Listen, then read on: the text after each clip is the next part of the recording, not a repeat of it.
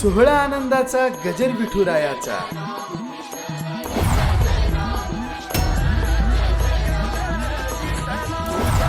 सोहळा आनंदाचा गजर विठुरायाचा भव्य कीर्तन महोत्सव मौजे फुले पिंपळगाव, तालुका माजलगाव, जिल्हा बीड. आता हा पाठिंबा शेवटपर्यंत असाच राहू द्या, नाही तर मध्येच काढून घेताना गुरुजी तर आमचा सरकार ढासळलं बरं का, तसं काही करू नका.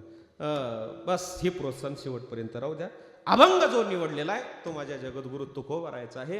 महाराज या अभंगाच्या माध्यमातून भगवत भक्ताची आवड व्यक्त करतायत. अभंगाच्या चारही चरणाचा भाव सांगतो म्हणजे अभंगाचा गोषवारा लक्षात येईल. जगद्गुरु तुकोबारा म्हणतात की देवा, तुझं ते रूप आम्हाला फार आवडतं, त्या रूपाला पाहिल्याच्या नंतर आम्हाला सुखलाभ प्राप्त होतो. म्हणून देवा, ते सगुण रूप तुझं असंच आमच्या डोळ्यापुढे राहू दे. आता दृष्टी पुढे ऐसा चितुरा चकार वापरलाय की ते रूप तुझं असंच आमच्या डोळ्यापुढे राहू दे, की त्या रूपाला आम्ही सतत पाहावं. जो मी तुझं पाहे पांडुरंगा. नवे नवे देवा, तुझं हे रूप पाहण्याकरता डोळेच असावलेत असं नाहीये, तर मन सुद्धा माझं लालचावलंय. लालचावले मन लागलीसे गोढी. मनाला तुझ्या सगुण स्वरूप दर्शनाची गोढी लागल्यामुळं काही केल्या ते मन सगुण स्वरूपापासून परावृत्त व्हायला तयार नाही, ते जीवेन सोडी आयसे झाले. म्हणून विनंती देवा की हे सगुण स्वरूपाची जी इच्छा आहे आमची, ती अशीच आमच्या समोर तुम्ही प्रगट करत राहावी. नवे नवे तुकोबारा म्हणतात, यदा कदाचित की परमार्थिक बाजू मांडत असताना सगुण स्वरूपाची इच्छा तुझ्या पुढे प्रगट करत असताना एखाद्या वेळेला माझ्याकडून अपराध होईल, चूक होईल, पण त्याचा परिणाम मात्र तुझ्यात आणि माझ्यात अंतर निर्माण होता कामा नये. किंव काकुलतीला येऊन लढिवाळपणे माय बाप आपल्या बाळाची जशी इच्छा पूर्ण करतात तशी देवा तू आमची ही इच्छा सगुण स्वरूपाची जी इच्छा आहे तुला पूर्ण करावी लागेल. शेवटच्या चरणामध्ये तुकोबाराय सांगतात, तुका म्हणे आम्ही मागावी लढिवाळी, पुरवावी आळी माय बापा.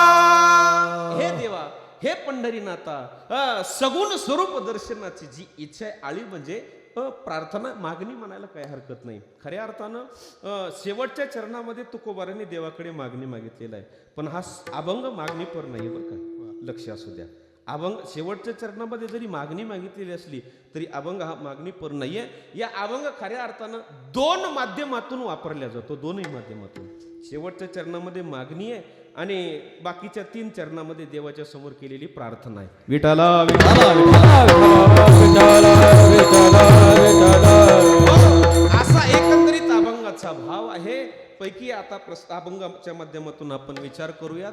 अभंगाच्या माध्यमातून जगद्गुरु तुकोबार भक्ताची आवड व्यक्त करतायत. महाराजांनी अभंगाच्या सुरुवातीलाच पहिला शब्द वापरलाय तो आवड, आणि आपल्याला आवडी या संदर्भाशी आपल्याला अभंगाच्या माध्यमातून विचार करायचा आहे. सज्जन हो, जगाच्या संबंधाने जर आपण विचार केला, या विश्वाच्या संबंधाने जर विचार केला, तर या जगामध्ये जन्माला आलेल्या प्रत्येक मानव जातीतल्या जीवाला कुठल्या न कुठल्या तरी प्रकारची आवड आहे. आवड नाही असा या जगातला एकही व्यक्ती तुम्हाला आम्हाला शोधून सापडणार नाही बरं का. जन्माला आलाय ना, त्याला प्रत्येकाला कुठल्या न कुठल्या तरी प्रकारची आवड आहे. आवड नाही असा एकही व्यक्ती नाही. फरक फक्त एवढा पाहायला भेटेल आपल्याला, आवड जगातल्या प्रत्येक माणसाला आहे बरं का. आवड प्रत्येकाला आहे, पण प्रत्येकाची आवड सारखी नाहीये. प्रत्येकाची आवड भिन्न भिन्न आहे, प्रत्येकाची आवड वेगळ्या प्रकारची आहे. जगातला एकही माणूस असा नाहीये की त्याला आवड नाही, पण प्रत्येकाची आवड सारखी नाही, प्रत्येकाची आवड भिन्न भिन्न आहे. का भिन्न भिन्न आहे? जगामध्ये प्रत्येकाला आवड आहे, पण प्रत्येकाची आवड का सारखी नाही हो? सांगता येईल कारण त्याचं कारण असं आहे की जगामध्ये जन्माला येणारा माणूस हा एका प्रकारचा नाहीये, एका प्रकारचा नाहीये. तर तो जगामध्ये जन्माला येणारा माणूस हा 3 प्रकारचा सांगितलेला आहे. गीतेने सांगितलंय आणि तुकोबारांनी सांगितलंय. प्रकाराचे 3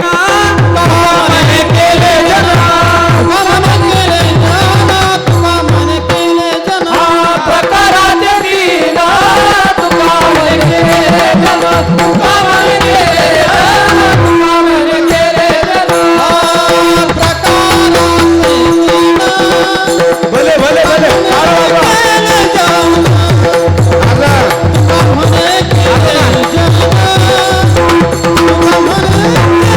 जाऊन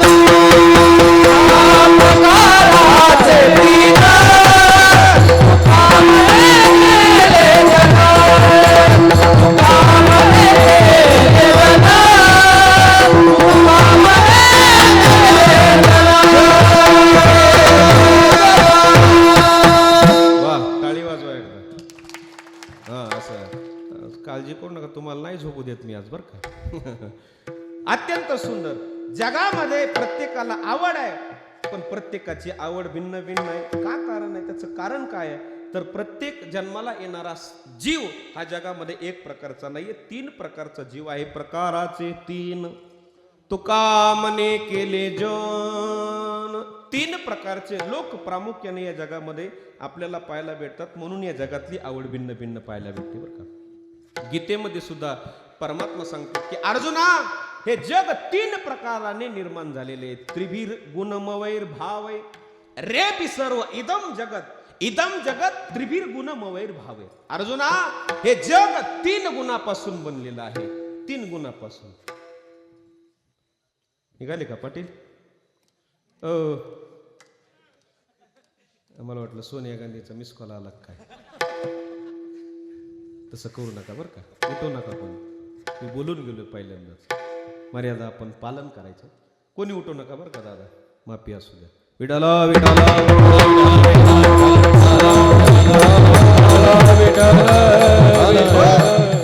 स्वतः भगवंत सांगतात, या जगामध्ये आवड का वेगळी वेगळी, त्याचं कारण आहे. जगामध्ये 3 प्रकारचे माणसं आहेत. त्याच्यामध्ये सत्वगुणी आहेत, काही तमोगुणी आहेत आणि काही रजोगुणी आहेत. सत्वगुणी जे आहेत त्यांची आवड सत्वप्रधान आवड आहे. तमोगुणी जे आहेत त्यांची तमोप्रधान आवड आहे. आणि रजोगुणी जे आहेत त्यांची रजोप्रधान आवड आहे. माझा मुद्दा एवढाच आहे, जगामध्ये प्रत्येकाला आवड आहे, पण प्रत्येकाची आवड सारखी नाही. त्याचं कारण आहे की जग हे 3 प्रकाराने व्यापलेलं आहे. विठाला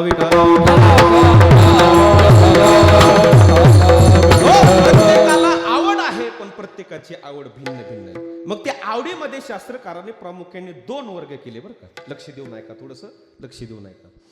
जगामध्ये प्रत्येकाला आवड आहे, मग त्या आवडीमध्ये शास्त्रकाराने प्रामुख्याने 2 वर्ग केले. त्याच्यातला पहिला वर्ग आहे, एक आवड संसारिकाची सांगितली आणि दुसरी आवड ती म्हणजे परमार्थिकाची सांगितली. एक संसारिकाला आवड आहे आणि दुसरी म्हणजे परमार्थिकाला आवड आहे. संसारिकाच्या आवडीचा जर विचार करायचा ठरला तर संसारामध्ये जीवन जगणाऱ्या तुम्हा सर्व संसारिकाला आवड आहे, सर्वांनाच आवड आहे. पण माझा मुद्दा आहे, सर्वांना जरी संसारामध्ये आवड असली तरी सर्वांची संसारातली आवड सारखी का हो? बोला की, तुमची आमची सगळ्यांची आवड सारखी आहे का? नाही. प्रत्येकाची संसारामध्ये सुद्धा आवड भिन्न भिन्न. तुमच्या गावात बाजार भरतो का? बोला की नाही. हा नाही. बाजाराला कुठे जावं लागतं? माझलगाव. बरोबर. उदाहरणार्थ तुम्हाला संसारामध्ये सगळ्यांना आवड आहे, पण सगळ्यांची आवड भिन्न भिन्न कशी आहे ऐका बरं का. तुमच्या गावामध्ये बाजार भरत नाही, बाजाराला तुम्हाला माजलगावला जावं लागतं. मग माजलगावला जाण्याकरता गावामध्ये बाजार स्पेशल गाडी येते. त्या बाजार स्पेशल गाडीमध्ये आपल्या गावातली 60-65 माणसं बसतात. गाडीमध्ये बसले, बाजाराला जाण्याकरता निघाले बरं का. मुद्दा लक्षात ठेवा बरं का. संसारामध्ये संसारिकाला तुम्हाला मला प्रत्येकाला आवड आहे, पण प्रत्येकाची आवड संसारामध्ये सुद्धा भिन्न आहे. गाडीमध्ये बसले आणि सज्जन हो स्टॉपवरती उतरले. ऐका बरं का, एकाच गावचे 60-65 माणसं आहेत, एकाच बसमध्ये बसलेत. बरं, बसमध्ये बसल्याच्या नंतर उतरले सुद्धा सर्वच्या सर्व एका स्टॉपवरती. मुद्दा लक्षात घ्या बरं का. एकाच गावचे 60-65 माणसं आहेत, एकाच गाडी मार्गामध्ये सर्वांची एक आवड आहे का हो? साधनेच्या बाबतीमध्ये म्हणजे सर्वच्या सर्व परमार्थ करणाऱ्या माणसाला एकच मंत्र आवडतो का? बोला की. परमार्थ करणाऱ्या परमार्थिकाला एकच साधना करत असताना एकच मंत्र आवडतो का? नाही. मग साधनेच्या बाबतीमध्ये सुद्धा आवड प्रत्येकाची परमार्थिकाची वेगळी आहे. मग कोणाला जप आवडतं, कोणाला तप आवडतं, कोणाला ध्यान आवडतं, कोणाला धारणा आवडते, कोणाला समाधी, कोणाला सर्वस्वाचा त्याग करून एकांतामध्ये जंगलामध्ये जाऊन भगवंताचं भजन करायला आवडतं. साधनेच्या बाबतीमध्ये परमार्थामध्ये भिन्नता आपल्याला वेगळी वेगळी आवड पाहायला भेटते. मान्य आहे महाराज, साधनेच्या बाबतीमध्ये परमार्थामध्ये भिन्नता असू द्या. ऐका बरं का, फार मुद्दा महत्वाचा आहे. साधनेच्या बाबतीमध्ये परमार्थाची प्रत्येकाची आवड परमार्थिकाची वेगळी असू द्या, पण परमार्थ करणाऱ्या प्रत्येक साधकाचं साध्य एक असावं की नाही? बोला की. साधना भिन्न असू द्या, त्याचा मंत्र वेगळा असू द्या, त्याचा जप वेगळा असू द्या, त्याची ध्यान धारणा वेगळी असू द्या, साधना भिन्न असू द्या परमार्थामध्ये, पण साध्य तरी परमार्थामध्ये कमीत कमी एक असावं की नाही? साध्य म्हणजे एक भगवंत परमार्थामध्ये प्रत्येकाला आवडावं की नाही? पण घडतंय का तसं? साधनेच्या बाबतीमध्ये भिन्नता आहे, आवड वेगळी वेगळी आहे, पण साध्याच्या बाबतीमध्ये सुद्धा आवड वेगळी वेगळी. मग साध्याच्या बाबतीमध्ये कोणाला राम आवडतो, कोणाला कृष्ण आवडतो. ज्याला राम आवडतो त्याला कृष्ण आवडत नाही. कोणाला शंकर आवडतो, कोणाला लक्ष्मी आवडते, कोणाला सरस्वती आवडते, कोणाला मर्याईच आवडते. आवड आता परमार्थ जरी असलं तरी ती भिन्नच आहे ना सध्याच्या बाबतीमध्ये. माझा मुद्दा एवढा आहे, साधनेच्या बाबतीमध्ये आवडीमध्ये परमार्थामध्ये भिन्नता आहे आणि साध्याच्या बाबतीमध्ये सुद्धा परमार्थामध्ये भिन्नता आहे. पण माझा मुद्दा एवढाच आहे मायबाप, संसार असो वा परमार्थ असो तो आवडी वाचून नाही. विठाला विठाला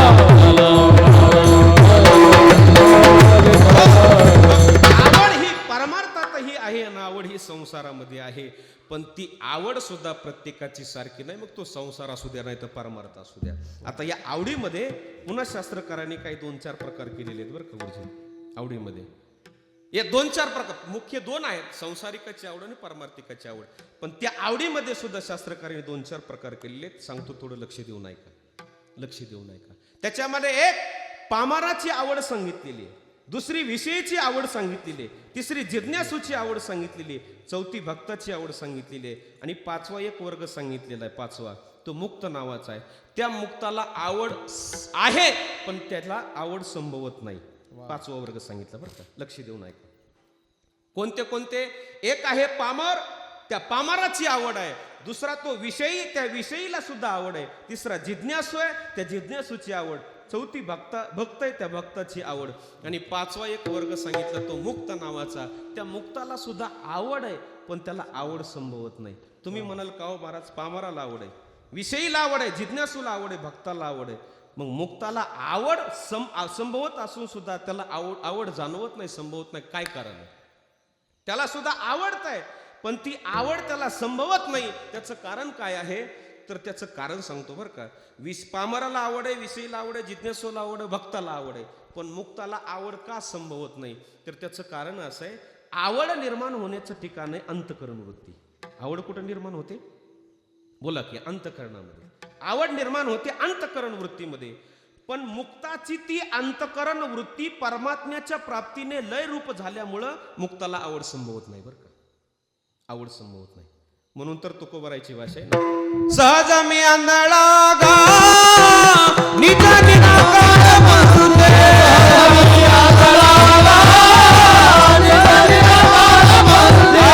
वृत्ती हे निवृत्त झाली जनन दिसे,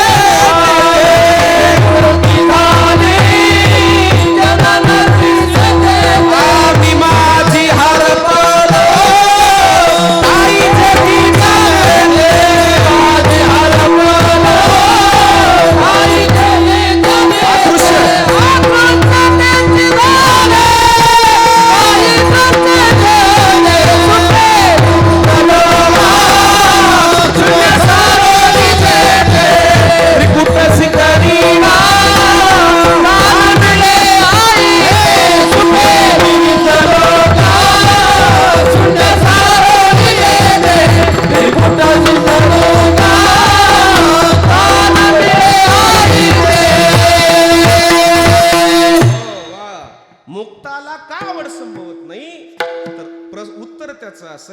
की त्या मुक्ताची अंतःकरण वृत्ती ब्रह्मज्ञानाच्या परिपाकाने लय रूप झाल्यामुळे मुक्ताला आवड संभवत नाही. तुकोबाराने शब्द वापरलेत, सहज मी आंधळा गा निज निराकार पंथे, वृत्ती हे निवृत्त झाली जनन दिशेते. ज्याची अंतःकरण वृत्ती निवृत्त झालेली आहे त्या माणसाला आवडीचा काय संबंध आहे का? नाही. आणि म्हणून मुक्ताला आवड संभवत नाही. मुक्त म्हणजे काय? मुक्त म्हणजे काय? त्याचं उत्तर महाराज सांगतात, मुक्त होता परी बळे झाला बद, मुक्त होता परी बळे झाला बद,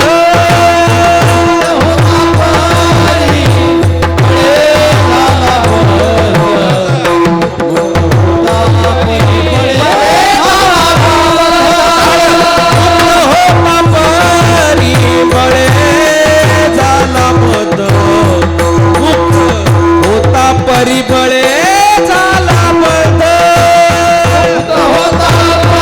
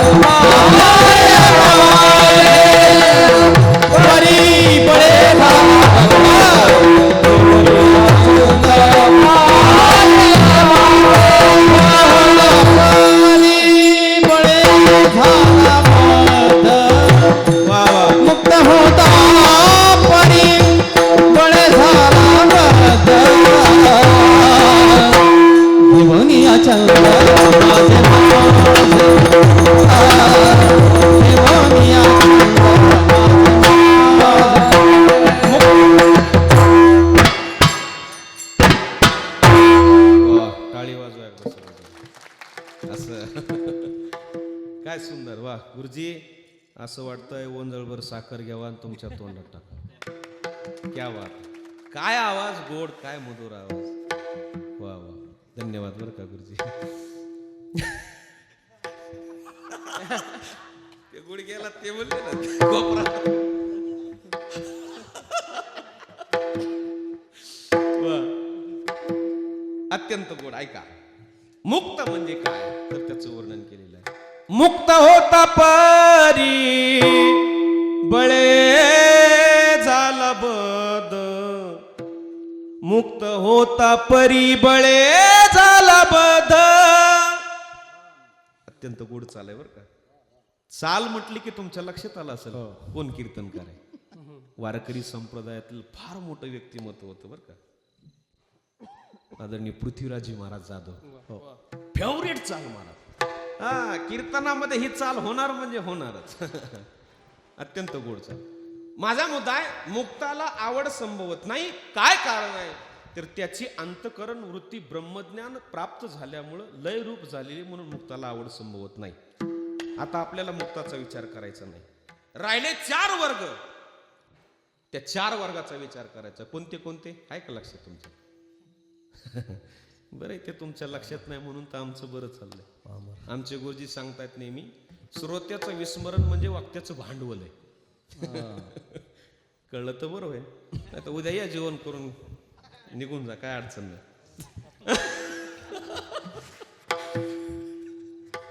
तिथं वांग विठ्ठल.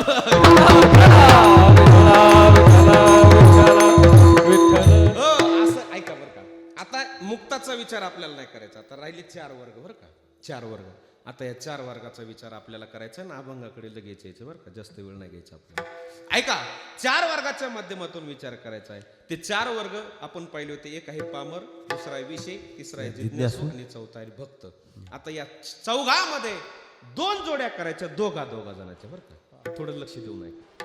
चिंतन थोडंसं कळण्यासारखं आहे. एवढं काय अवघड नाही, पण लक्ष देऊन ऐकलं तर कळेल.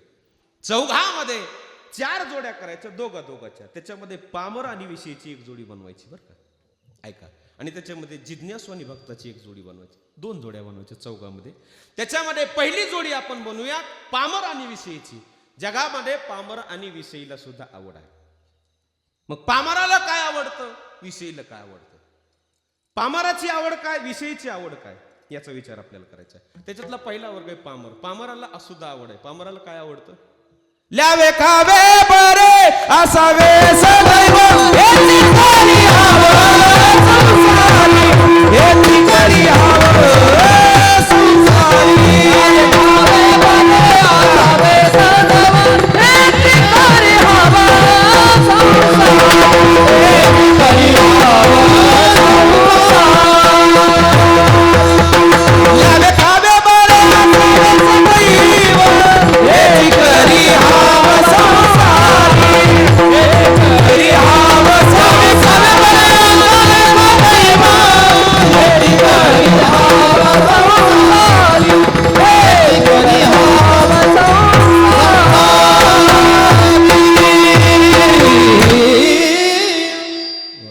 डबल बेल दिल्याशिवाय गाडी सुटत नाही. पामराला काय आवडतं म्हटले? त्या पामराची आवड तो कोबराने सांगितली. असावे सदैव हेची करी हाव संसारी. त्या पामराला काहीच आवडत नाही बरं का. त्याला संसारामध्ये ल्यायला, खायला, प्यायला, मौज मस्ती करायला, बस आनंदाने जीवन जगायला, याच्यापेक्षा त्याला दुसरं काहीच आवडत नाही. सांगू का? नव्हे त्या पामराची काय आवड आहे? वाढावे संतान, गृही व्हावे धनधान्य. त्या पामराला दुसरं संसारामध्ये काहीच आवडत नाही. संसार आणि त्या संसारातले फक्त भोगच आवडतात बरं का. लक्ष देऊन ऐका. पामराला फक्त संसार आणि त्या संसारातले भोगच आवडतात. त्याला दुसरं काहीच आवडत नाही. त्याला ल्यायला, खायला, प्यायला, बास याच्यापेक्षा त्याला दुसरं काय आवडत नाही. म्हणून तर त्या पामराची व्याख्या करत असताना शास्त्रकारांनी फार सुंदर व्याख्या केली. तो पामर म्हणतोय या जगामध्ये सुखाने जन्माला येणं खऱ्या अर्थानं त्या पामराची व्याख्या करत असताना म्हटलंय की यावत जीवम सुखम जीवेत ऋणम कृत्वा घृतम पिबेत भस्मीभूतस्य देहस्य पुनरागमनम कुतः. सुखाने जन्माला येणं आणि मरणं हे आमच्या जीवनातलं ध्येय आहे, असं त्या पामराचं लक्षण आहे बरं का. आणि दुसरे वर्णन केलेलं आहे त्याच्या जीवनामध्ये देह तोची देव, भोजन ते भक्ती आणि मरण ते मुक्ती पाखंड्याची.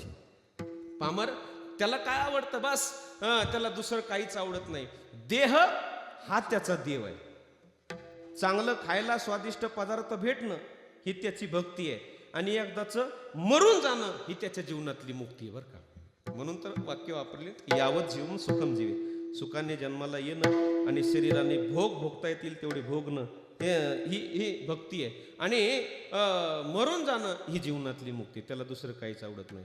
मग तो म्हणतो की अरे भोगण्याकरता संसारामध्ये यदा कदाचित ऋण काढण्याचा वेळ आला तरी काढावं म्हटलंय. तो म्हणतोय की ऋणम कृत्वा, कर्ज काढून का होईना पण असं तूप गोळून आणलं पाहिजे म्हणले. कर्ज काढा, घाबरू नका म्हटले, पण तुपाला मात्र माग पुढे सरकू नका म्हटले. कर्ज काढून का होईना पण तूप माणसाने खाल्लं पाहिजे म्हटले. अरे बाबा पण ते कर्ज काढून तूप खाण्यात काय मजा आहे, कारण कर्ज तर फेडावं लागल ना. तो पामर म्हटला अरे कशाचं काय घेऊन बसला, भस्मीभूतस्य देहस्य पुनरागमनम कुता. एकदा 3 चिमट्या देहाची राख झाल्यावर कुठं कर्ज फेडायला यायचं, घे मजा करून, घे आईस करून. पामराची व्याख्या आहे त्याला दुसरं काहीच आवडत नाही, संसार आणि संसारातले भोग. सांगू का, त्या पामराला देव आवडत नाही, धर्म आवडत नाही, गाथा आवडत नाही, ज्ञानेश्वरी नाही, काही नाही, भागवत नाही, रामायण नाही, काहीच आवडत नाही, काहीच आवडत नाही.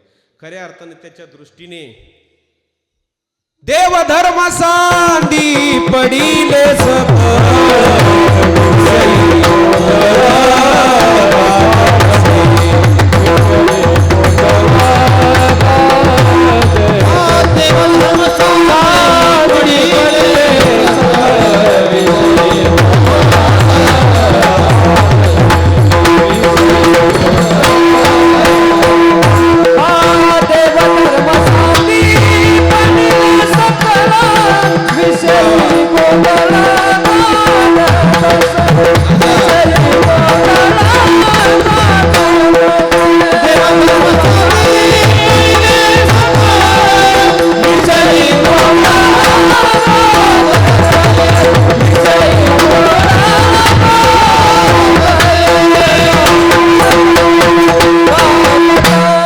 टाळी वाजवा एकदा सगळे. हा असं वा. पामराच्या दृष्टीने देव नाही, धर्म नाही, पारायण नाही, काय नाही बरं का. देव धर्म सांदी पडिले सकळ विषयी गोंधळ गाजतसे. पामराची एवढीच आवड आहे मायबाप, संसार आणि संसारातले भोग, त्याच्यापेक्षा दुसरं काय आवडत. काव महाराज पामराची आवड कळली, विषयीला काय आवडत. विषयीची सुद्धा तीच आवड आहे मायबाप, विषयीला सुद्धा भोगच आवडतात बरं का. पामरालाही भोगच आवडतात आणि विषयीला सुद्धा भोगच आवडतात. मग काव महाराज दोघालाही सारखीच, दोघाची आवड सारखीच आहे, भोग. मग दोघाची आवड जर सारखी तर मग त्याच्यामध्ये भेद करण्याची काय गरज आहे. आवड तर सारखीच आहे पण त्याच्यामध्ये भेद करण्याची काय गरज आहे. पामरालाही भोग आवडतात आणि विषयीलाही भोग आवडतात, पण त्या दोघाच्या भोगामध्ये फरक आहे बरं का. लक्ष देऊन ऐका थोडस. दोघाची आवड एकच आहे, भोगच आहे, पण त्या दोघाच्या आवडी भोगामध्ये कसा फरक सांगितलेला आहे का. पामराला जे भोग आवडतात ते या मृत्यू लोकातले पामराला, आणि विषयीला जे भोग आवडतात ते भोग मात्र इथले नाहीत, ते स्वर्गातले भोग. कारण विषयीची व्याख्याच अशी केलेली आहे काय, यज्ञ यागाधिक सकाम कर्म करतो आणि त्या यज्ञ यागाधिक सकाम कर्माच्या माध्यमातून पुण्य प्राप्त करून घेतो आणि त्या पुण्याच्या बळावरती स्वर्गाला जातो आणि स्वर्गातले जे उच्च भोग आहेत ते भोगतो, त्याला विषयी म्हणतात, त्याला विषयी म्हणतात. आणि म्हणून विषयीला भोगच आवडतात पण ती उच्च स्वर्गातली भोग, आणि पामराला जे भोग आवडतात ते या मृत्यू लोकातले भोग. पण एक सांगू का, भोग ते भोगच आहेत बरं का बापू. स्वर्ग काय आणि मृत्यू लोक काय, त्याला उदाहरण दिलंय. भोगामध्ये काही फरक नाही. मृत्यू लोकामध्ये उंदराला बिळामध्ये राहण्यात जो आनंद आहे, झोपण्यात जो आनंद आहे, तोच म्हणले स्वर्गामध्ये इंद्राला त्याच्या सुवर्ण सिंहासनावरती बसण्याचा आनंद आहे. भोगामध्ये काही फरक नाही. म्हणून पामर आणि विषयीच्या जीवनामध्ये आवड आहे, पण पामरालाही भोग आवडतात, निकृष्ट दर्जाचे विषयाला भोग आवडतात, ते उच्च भोग आवडतात. आणि म्हणून सज्जनो, पामर आणि विषयीची आवड आहे भोग आणि ते भोग. विठाला विठाला आपण एक वर्ग आता पामर विषयीचा विषय कटला. आता पामराला काय आवडत आहे बोला की? भोग आवडतात, विषयीला भोग आवडतात. आता त्याचा विषय कटला, पामर विषयीचा विषय कटला. आपल्याला आता त्याचा विचार करायचा नाही. आता विचार करायचा आहे तो दुसऱ्या वर्गाचा. आपण तो दुसरा वर्ग पाहिला होता. कोणता कोणता? जिज्ञासू आणि भक्त. वाह वाह, क्या वाह. वाजवा टाळ्या त्यांच्यासाठी एकदा. असे श्रोता असल्यावर का पाठच्या काकड्यापर्यंत नाही सोडित तुम्हाला. आता एखादं म्हातारं मदत म्हणायचं, चलू दे तुझं तुझं काकडा वस्त. ऐका बरं का, दुसरा वर्ग आपण पाहिला होता जिज्ञासू आणि भक्ताचा. जिज्ञासू आणि भक्त. आता जिज्ञासूची काय आवड आहे आणि भक्ताची काय आवड आहे? साठेबाबाचं कीर्तन नाही ना, म्हणजे शेवटला आहे ना वाटतं त्याचं, नाही का? हा, बघायला थोडीशी त्यांची ऐका बरं का. दुसरा वर्ग आपण बघतोय, विचार करतो. आता अभंगाकडे यायचं बरं का, लक्ष देऊ नका आपल्याला. अभंगाकडे कसा प्रवेश करायचा आपल्याला ते लक्ष देऊ नका. जिज्ञासूला आवड आहे, भक्ताला आवड आहे. काय आवड आहे?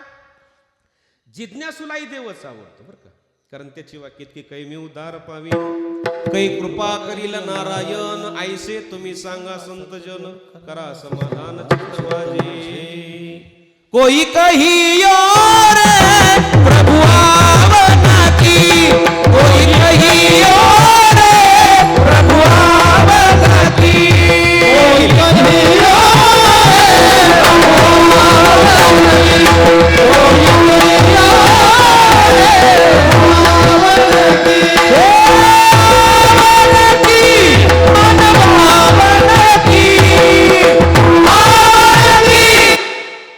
वाटते की देव मला भेटावा, म्हणून तर म्हटले की कोई कहियो रे प्रभु आवन की, आवन की मन भावन की, आपण ही आवे पत नहीं भेजे, पंख नहीं उड़ जावन की, कोई कहियो रे प्रभु आवन की. सांगा तुम्हाला परमात्मा कधी भेटेल? त्याची कृपा माझ्यावरती. जिज्ञासूला काय आवडतं? देव आवडतो. त्याला देव भेटावा असं वाटतं, बरोबर?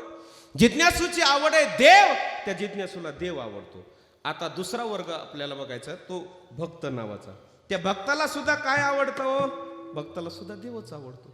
भक्ताला सुद्धा देवच आवडतो. जिज्ञासूलाही देव आवडतो, भक्तालाही देव आवडतो. दोघांची आवड सारखी, फरक करण्याची काय गरज आहे? बोला दाजी, काय गरज आहे? काहीच गरज नाही ना. मग दोघांची आवड सारखी असताना सुद्धा त्यात एकाला जिज्ञासून एकाला भक्त म्हणण्याची काय गरज आहे? सांगतो ऐका. जिज्ञासूला देव आवडतो, पण परमात्म्याच्या प्राप्तीचा आनंद भेटत नाही बरं. त्याला देव भेटावासा वाटतो, मिळावासा वाटतो, पण त्या परमात्म्याच्या प्राप्तीचा आनंद त्याला प्राप्त होत नाही. पण भक्ताला देवही आवडतो आणि त्या परमात्म्याच्या प्राप्तीचा आनंद सुद्धा त्यांना प्राप्त होतो. हा त्याच्यातला फरक आहे. आणि म्हणून सज्जना हो, भक्ताला देव आवडतो आणि जिज्ञासूलाही देव आवडतो. मग तुम्ही म्हणाल का हो महाराज, भक्तांना देव आवडतो, मान्य आम्हाला. या जगामध्ये भक्तांना देवापेक्षा दुसरं काहीच आवडत नाही. पण महाराज नेमका त्या भक्तांना देव आवडतो किती सांगता येईल? ज्ञानोबाराय सांगतात, बहु आवडसी जीवा पासोनिया, बहु आवडसी जीवा पासोनिया,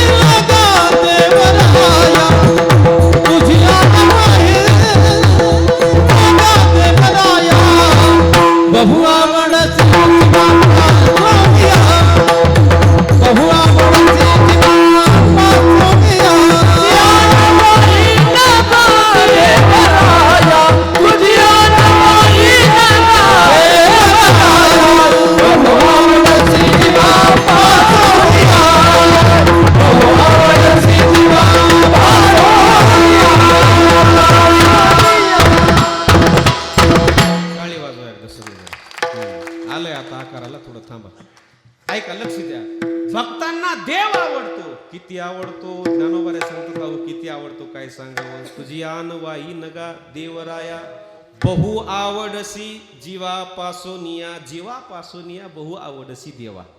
जीवापेक्षाही जास्त भक्तांना देव आवडतो. देव आवडतो बरं का. माझा इथं बसलेला प्रश्न आहे, तुम्हाला सर्वात जास्त काय आवडतो? इकडे बघा, तुम्हाला काय आवडतं? सगळ्यांना काहीच आवडत नाही. बरं जाऊ द्या, इथं बसलेल्या सगळ्यांना बरं का गुरुजी काय आवडतं ही मला माहिती बरं का, सगळ्यांना. आणि प्रत्येकाची आवड बापू एकच निघली पाहिजे बरं का. कारण दाजी मी तिकडे हिमालयात तपश्चर्या केली बरं का. तुम्ही होते तुपवाडा आणि मी अंतर्यामी बरं का. तुमच्या सगळ्याच्या मनातलं मला कळतंय, सगळ्यांच्या मनातलं. म्हणून मी सांगतो तुम्हाला, इथं बसलेल्या सगळ्यांना, गावातल्या सगळ्यांना, सगळ्यांना काय आवडतं बरोबर सांगणार बरं का, एकदम करेक्टच. आणि माझं जर उत्तर बरोबर आलं तर सगळ्यांनी जाताना रिकाम्या हातात नाही बरं का. एक 100ची नोट सगळ्यांनी मला टाकायची, पायावरती दर्शन घेऊन जायचं. खरं आलं तर, चुकलं तर काय दाजी पाकिट नका देऊ बरं का, तसं काय अडचण नाही. पण बरोबर येणार बरं का, बरोबर येणार, एकदम परफेक्ट उत्तर. ऐका, जगामध्ये तुम्हाला आम्हाला सगळ्यांना काय आवडतं? काय आवडतं? तर सगळ्यांना आपला आपला जीव आवडतो. बोला बरोबर की नाही? प्रत्येकाला आपला आपला जीव आवडतो की नाही? आवडतो, प्रत्येकाला आवडतो. त्या बृहदारण्य उपनिषदामध्ये असं वर्णन केलेलं. काही म्हणतील महाराज आम्हाला आमच्या जीवापेक्षा जास्त मुलगा आवडतो, काही म्हणतील आम्हाला आमच्या जीवापेक्षा आमचा भाऊ आवडतो, काही म्हणतील आम्हाला आमच्या जीवापेक्षा आई आवडते, काही म्हणतील आम्हाला आमच्या जीवापेक्षा वडील आवडतात, काही म्हणतील आम्हाला आमच्या जीवापेक्षा पिंट्याची मम्मी आवडते. तेव्हा आता आवड वेगळीच, प्रत्येकाची आवड. पण शास्त्रकार उपनिषदकार म्हणतात आवडू द्या, सगळ्या गोष्टी आवडू द्या. नवारे पत्युम पुत्रम प्रियम कामाय भवती, पण आत्मनस्तु कामाय पुत्रम प्रियम भवती. पुत्र आवडेल तुम्हाला माय बाप, पण जीवापेक्षा कमी, आणि जीव मात्र त्या पुत्रापेक्षा जास्त आवडतो. उदाहरण सगळ्यांना माहिती आहे त्या माकडीनीचं, वेळ घेणार नाही मी तुमचा. शास्त्रकार पुढे म्हणतात की अरे नवा अरे भार्याम सर्वाम प्रियम भवती, पण आत्मनस्तु कामाय भार्याम प्रियम भवती. बायको आवडेल म्हटले आपल्याला, पण जीवापेक्षा कमी, आणि जीव बायकोपेक्षा जास्त आवडतो. शेवटचंच वाक्य सांगतो. शास्त्रकार म्हणतात नवा अरे पत्युम सर्वम कामाय प्रियाम भवती, पण आत्मनस्तु कामाय सर्वम प्रियाम भवती. जगातल्या सगळ्या गोष्टी आवडतील आपल्याला, पण जीवापेक्षा कमी, आणि जीव त्या सगळ्या वस्तूपेक्षा जास्त आपल्याला आवडतो. बरोबर की नाही? जीव सर्वांना जास्त आवडतो. तर दुसऱ्याचा घ्यायचा म्हणले आवडणार नाही, कळतंय ना?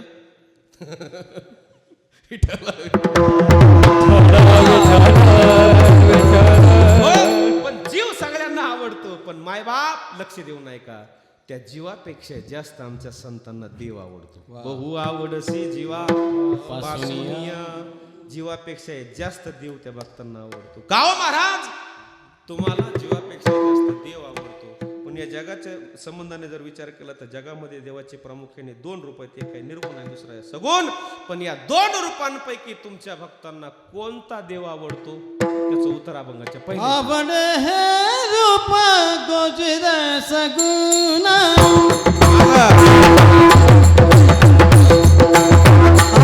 आवड हे रूप गोजिर सगुण, रूप गोजिर सगुण, आवड हे रूप गोजिर सगुण, आवड हे रूप गोजिर भले भले भले आवड हे रूप गोजिर सगुण.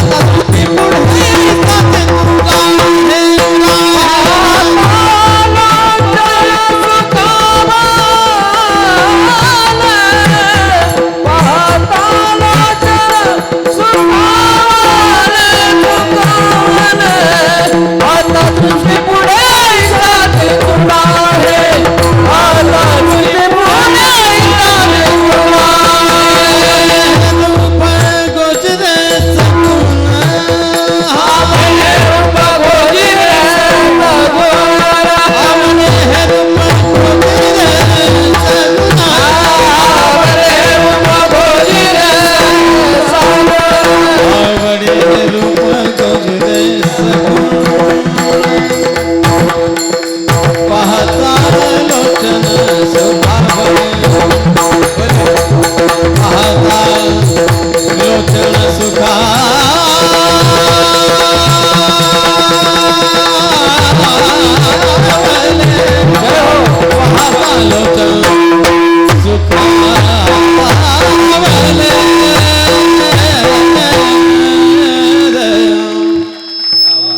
बात आहे. धन्यवाद गुरुजी. वा. अभंगाच्या पहिल्या चरणापर्यंत आपण आलोत. आपला वेळ समाप्त झाले. 5 मिनिट माझे शिल्लक आहेत. एकदा वारकरी संप्रदायाच्या चरणापर्यंत भजन घेऊ आणि राहिलेल्या चरणाचा 2 मिनिटात भाव सांगून बरोबर 11च्या आत आपल्याला कीर्तन पूर्ण करायचंय. एकदा सर्वांनी प्रेमाने टाळी बोला. विठोबा रखुमाई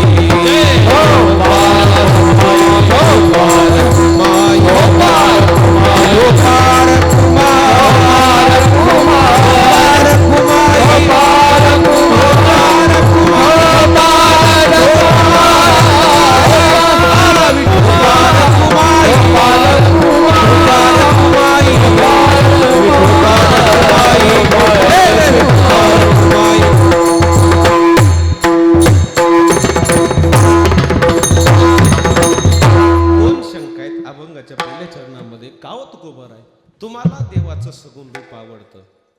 तुकोबार आहे स्पष्ट सांगतात की मला त्या देवाचं हे सगुण रूप आवडतं. आवडे हे दर्शक सर्वनाम. ते रूप आम्हाला आवडतं. कोणतं? सगुण असलेलं रूप आम्हाला आवडतं. याचा अर्थ आहे तुकोबाराला सगुण रूप आवडतं म्हणजे निर्गुण रूप आवडत नाही. सरळच आहे की नाही? तुकोबारा म्हणतात आम्हाला या 2 रूपांपैकी देवाचं सगुण रूप आवडतं. मध्ये जे सौंदर्य आहे ते निर्गुणामध्ये पाहायला भेटत नाही म्हणून देवाचं सगुण रूप जास्त आवडतं. अलंकारामध्ये जे सौंदर्य आहे ते एका सोन्याच्या विटेमध्ये सौंदर्य का? एकाने काय केलं म्हणलं लय बकळ अलंकार गळ्यात घालून हिंडण्यापेक्षा असं करू म्हणलं 1.5 किलोची एकच सोन्याची वीट गळ्यात घालू आपण. आणि 1.5 किलोची वीट सोन्याच्या गळ्यात घालून फिरू लागला. मला सांगा सोनं आहे ते मान्य आहे, सोनं आहे ते, त्याला किंमत आहे, बहुमोल किंमत आहे. पण त्या विटेमधल्या सोन्याला किंमत आहे का? नाही. पण त्याच विटेतल्या सोन्याचे ज्या वेळेला अलंकार गळ्यामध्ये घातल्या जातील बनून, अलंकारामध्ये जसं सौंदर्य तसं त्या एका विटेमध्ये नाही. तसं तुकोबाराय म्हणतात देवाच्या सगुण रूपामध्ये जे सौंदर्य आहे ते निर्गुण रूपामध्ये नसल्यामुळे आम्हाला त्या देवाचं सगुण रूप आवडतं. पहिली शंका. दुसरी शंका, सगुणच का आवडतं म्हटले तुम्हाला तुकोबाराय? सगुण रूपच का आवडतं? तर तुकोबाराय सांगतात सगुणामध्ये जे प्रेम आहे, सगुणामध्ये जी करुणा आहे, सगुणामध्ये जी दया आहे, माया आहे, ती निर्गुणामध्ये पाहायला भेटत नाही. म्हणून आम्हाला त्या देवाच्या निर्गुण रूपापेक्षा सगुण रूप आवडतं. ए बाळा, तुला आई आवडते का बाबा आवडतं? पटकन बोल. हा, टाळी वाजव त्याच्यासाठी. आता त्याला कोणी सांगितलं नाही बरं का? कोणी सांगितलं का त्याला? कोणीच सांगितलं नाही. त्याला विचारलं आई आवडते का बाबा आवडतो? म्हातारा कुठं बसलाय?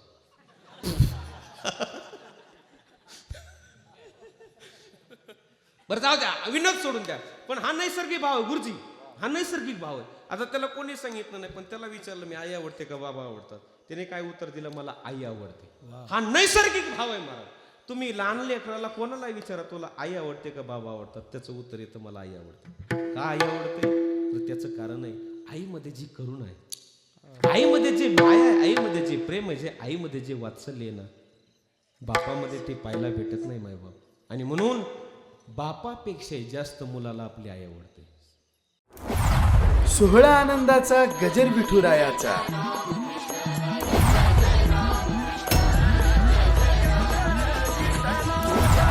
सोहळा आनंदाचा गजर विठुरायाचा भव्य कीर्तन महोत्सव मौजे फुले पिंपळगाव, तालुका माजलगाव, जिल्हा बीड.